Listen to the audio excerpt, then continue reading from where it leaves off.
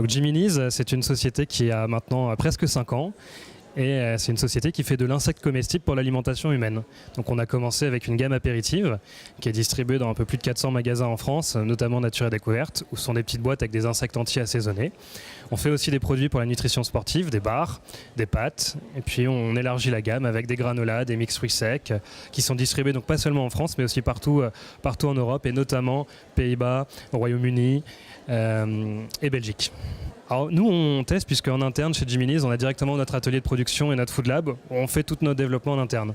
Donc on a la chance d'avoir au sein des équipes tous les nouveaux produits qui sont testés par toute l'équipe et qui sont développés en symbiose avec tout le monde.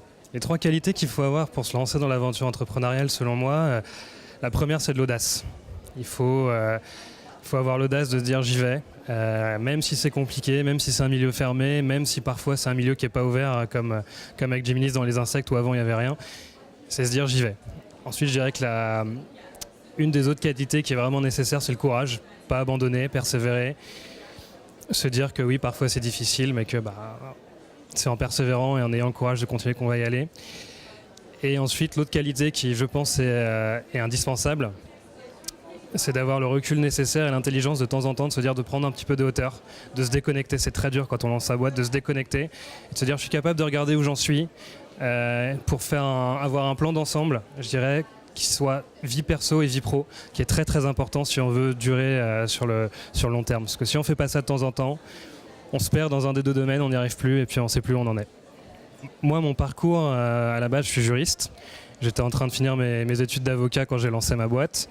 Et on s'est lancé avec mon associé sans avoir, je dirais, fini vraiment nos études, sur un marché qui n'existait pas. C'est un marché qui en 2012 était estimé à 100 000 euros sur la France par les Échos et qui est aujourd'hui estimé à un peu plus de 25 milliards d'euros sur l'Europe. Donc pour vous donner l'ordre de grandeur, je dirais, qui s'est passé en 5 ans. Et où moi quand j'ai commencé, tous mes copains qui étaient presque avocats m'ont dit mais non, te lance pas là-dedans, on a fait le plus dur, pourquoi est-ce que tu vas t'enfermer dans un truc un petit peu dur. Donc je dirais que c'est le lien avec mon parcours avec l'audace de quand même se dire on y va, on se lance. Le courage parce que ça a été très dur, on a eu beaucoup de moments compliqués, etc. Aujourd'hui on a la chance d'avoir une belle équipe dans 3 pays, d'être une vingtaine de collaborateurs, mais ça s'est pas fait tout seul. Et je dirais que de temps en temps, que ce soit Clément ou moi, on a eu justement tendance à trop s'investir, à trop travailler. Il y a des moments où là ça fait 5 ans et on se dit que pour garder les pieds sur terre, c'est bien aussi de ne pas oublier qu'il n'y a pas que le travail dans la vie et que c'est un tout et qu'il faut garder un équilibre. Assez rapidement dans notre activité professionnelle chez Giminis, on a eu besoin d'avoir recours à un prêt bancaire.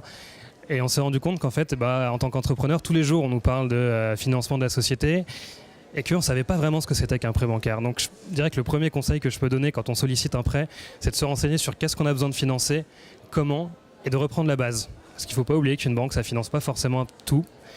Et donc bien se renseigner, il y a beaucoup d'outils bancaires aujourd'hui de prêts qui existent. Et si on va voir son banquier en disant voilà je veux ça mais qu'on n'est pas assez renseigné, on se trompe. Il ne faut pas non plus oublier que son banquier c'est avant tout un conseiller. Donc lui dire je veux faire financer ça, qu'est-ce que vous pouvez me proposer, plutôt que d'arriver et de dire je veux 30 000 euros parce que j'en ai besoin tout de suite sinon la boîte ferme. Je dirais il y a un discours à adapter, il y a une étape de recherche nécessaire au préalable sur qu'est-ce qu'on veut faire financer. Et après il ne faut pas oublier que le banquier, même si c'est un conseiller, il faut aussi le convaincre. Donc il ne faut pas oublier qu'il faut, c'est comme un client, il faut y aller et le draguer un petit peu pour bien lui faire comprendre le projet, bien l'expliquer. Et surtout qu'à la fin, il n'ait qu'une envie, c'est vous donner le prêt parce qu'il sait que ça va doubler votre chiffre d'affaires par 2. Alors les 3 conseils que je donnerais à un entrepreneur qui veut se lancer, c'est premièrement, il n'a pas besoin d'être jeune. Je pense qu'à tout âge, on peut entreprendre. On a vu des entrepreneurs qui avaient eu déjà toute une vie professionnelle et qui se sont lancés à ce qu'on aurait pu appeler une fin de carrière et qui se redécouvrent un nouveau monde. Et un conseil, je dirais, qui est assez avisé, c'est de bien peser le pour et le contre. C'est compliqué d'être entrepreneur, c'est pas toujours facile. Nous, on a eu la chance de se lancer alors qu'on n'avait pas de famille, pas de maison à payer, etc. Et finalement, on pourrait se dire c'est peut-être le meilleur moment pour entreprendre. Et puis il y a les gens qui auront l'analyse inverse, c'est de se dire que le meilleur moment pour entreprendre, c'est une fois qu'on a bâti tout ça et qu'on a une certaine sécurité. Donc le seul conseil finalement sur lequel je vais rester, c'est que dans tous les cas, il faut se lancer, il faut oser, il faut y aller. Voilà.